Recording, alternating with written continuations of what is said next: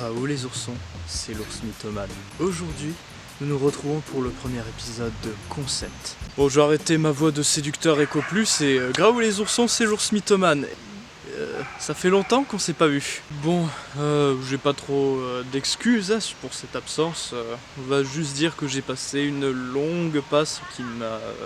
Passer une longue passe, cette phrase peut tuer des gens. Disons plutôt que j'ai traversé une période un peu compliquée qui m'a empêché de tourner des vidéos. Mais vous inquiétez pas, je sors la tête de l'eau et me revoilà. Bon, comme je disais, cette émission s'appelle Concept. Concept, on va... comment dire ? On va aborder des thèmes vis-à-vis par exemple des traditions, que ce soit dans la mythologie, dans le folklore, les légendes, et expliquer ce qu'elles sont, à quoi elles servent. Là par exemple, on va parler du concept de la Saint-Valentin. Qu'est-ce qu'elle représente, à quoi elle sert? Nous allons le découvrir aujourd'hui. Alors les oursons, mettez-vous sur votre 31, préparez votre meilleur repas. So good and tasty. Et partageons ensemble cette vidéo sur la Saint-Valentin. Non! Alors par avance, je vous préviens, c'est pas parce que c'est une vidéo Saint-Valentin que tout va être forcément mignon et tout, vous commencez à avoir l'habitude. Désolé de briser vos rêves de romance, ces amoureux. De toute façon, je m'en fous des amoureux, moi je suis personne, il y a personne qui me veut, je suis un ours célibataire. La suite ? Les Romains, à peu près à la même date, semblaient déjà avoir une fête à ce moment-là, en l'honneur du mariage entre Junon et Jupiter. Mais on s'en bat les couilles de cette version parce que j'en connais une qui est encore meilleure. On bat les couilles, frère. Les Romains avaient une fête qui s'appelait les Lupercales. Cette fête se déroulait entre le 13 et le 15.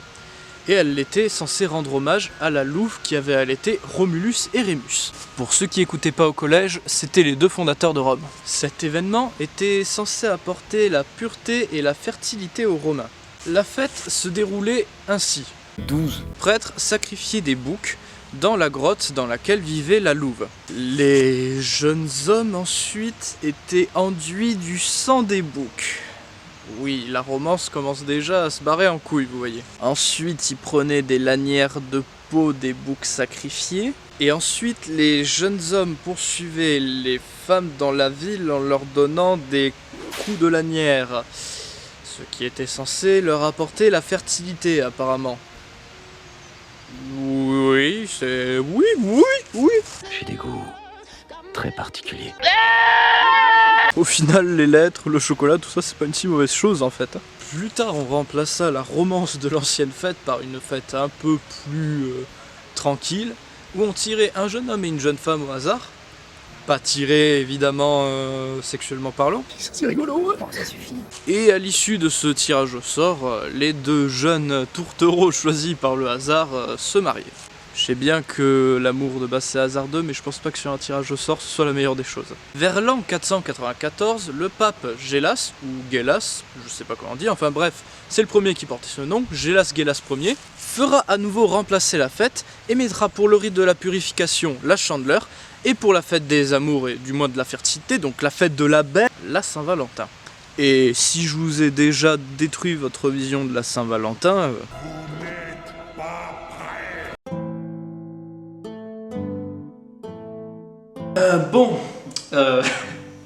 il y a le chat qui fait chier. Regardez, c'est réglisse qui va me faire chier pendant que je refilme. Du coup... Aïe, tu fais mal. Oui, on se retrouve chez moi dans mon salon. J'ai eu quelques petits soucis. L'extrait où j'expliquais un tout petit peu le début de la Saint-Valentin n'a pas été enregistré par ma caméra, je ne sais pas pourquoi. Du coup, eh bien, on va se retrouver quelques secondes sur mon canapé. Et oui, j'ai la flemme de ressortir le costume. Du coup, revenons au thème de la vidéo, la Saint-Valentin. D'ailleurs, en parlant de Saint-Valentin, pourquoi la fête s'appelle comme ça? Eh bien, c'est ce que nous allons expliquer. Tout commence à l'époque romaine. À l'époque, il y avait justement un empereur qui s'appelait Claude II, dit le Gothique. J'imagine du coup l'empereur Claude en mode adolescent gothique dépressif un peu.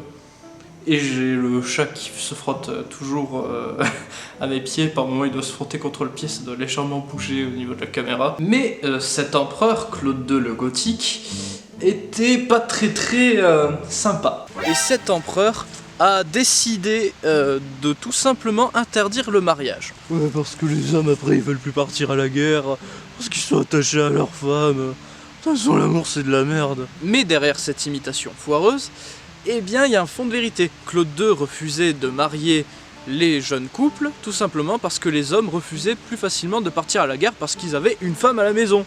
Mais sur ce point, les hippies ont raison. Faites l'amour, pas la guerre. Et c'est à ce moment-là que Valentin de Terny, notre héros, arrive. Valentin était un prêtre rebelle qui mariait les couples en secret. Bon, après on était à Rome, hein. L'empereur romain il a appris, il a foutu Valentin au cachot et puis basta.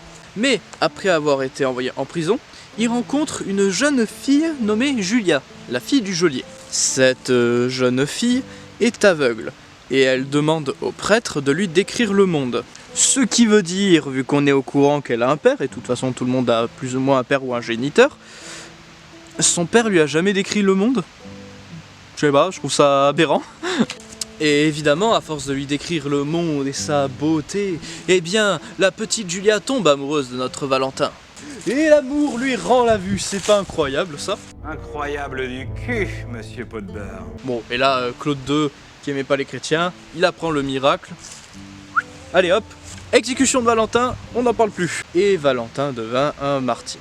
Alors oui, pour ceux qui fêteront la Saint-Valentin, gardez en tête que vous fêtez la mort d'un martyr. Voilà. Ça m'excite. En effet, le valentinage est né dans l'aristocratie anglaise. Ce mot ressemble beaucoup trop à libertinage. C'est vraiment au XIVe siècle que la Saint-Valentin commence à prendre de l'importance. La tradition voulait que des femmes lancent des feuilles de thé aux hommes qu'elles souhaitaient posséder. Bon ok, j'avoue, c'est une connerie nulle et raciste. Il en pense quoi, Tex? Lord Ding Ding, bonjour. Je suis profondément désolé d'apprendre que vous avez dû enterrer votre femme. Oh, très cher, j'étais obligé, elle est morte. C'était pas si nul et raciste que ça. Non, plus sérieusement, on liait un jeune homme et une jeune femme, et les deux devaient se faire des petits cadeaux, se rendre quelques galanteries, et peut-être quelques gâteries. Bon, ça c'est pas officiel, mais ça devait sûrement arriver.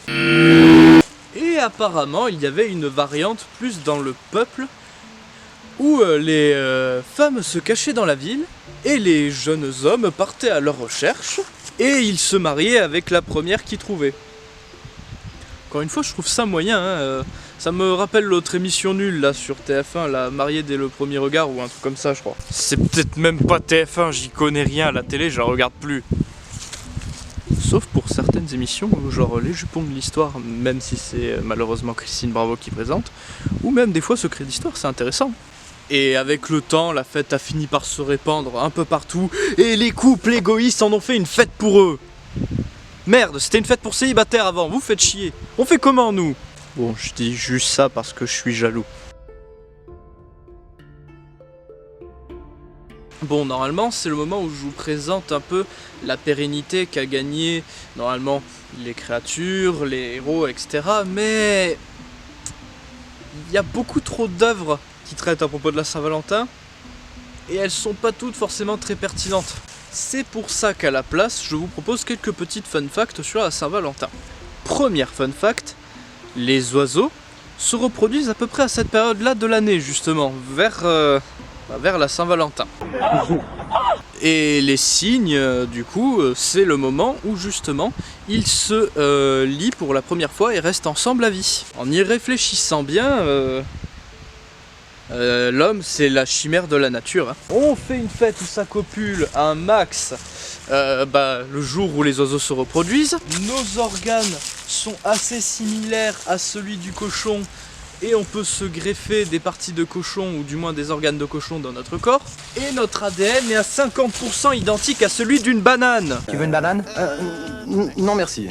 Deuxième fun fact, le 14 février 2011, il y aurait plus de 11 784 855 célibataires dans tout le Canada. Ce qui veut dire que je deviens canadien tous les soirs de la Saint-Valentin. En parlant de Canada, profitons-en pour embrasser le caméraman de la dernière fois. Du coup, si tu regardes la vidéo, et je suppose que tu le feras, je t'embrasse et le public t'embrasse très fort. Troisième fact, les hommes dépenseraient 2 fois plus que les femmes en cadeau de la Saint-Valentin. Quatrième fun fact, et ma préférée, en Finlande, ils font un événement sportif. Lors de cet événement, les Finlandais portent leur compagne sur leur dos et font une course. Et le premier remporte le poids de sa compagne en bière. Je trouve ça super drôle parce que si la femme ne connaît pas son poids et qu'elle découvre qu'elle fait beaucoup en litres de bière, ça peut être vexant comme victoire. Et ensuite je trouve ça tellement beauf que ça en devient génial. S'il y a parmi vous une jeune demoiselle qui veut me suivre en Finlande faire cette course... Bon cette vidéo touche à sa fin, je vous remercie énormément d'avoir regardé cette vidéo encore une fois, j'espère qu'elle vous aura plu. Je m'excuse encore une fois pour mon absence, mais durant mon absence, j'ai quand même participé à une vidéo et je mettrai l'affiche ici.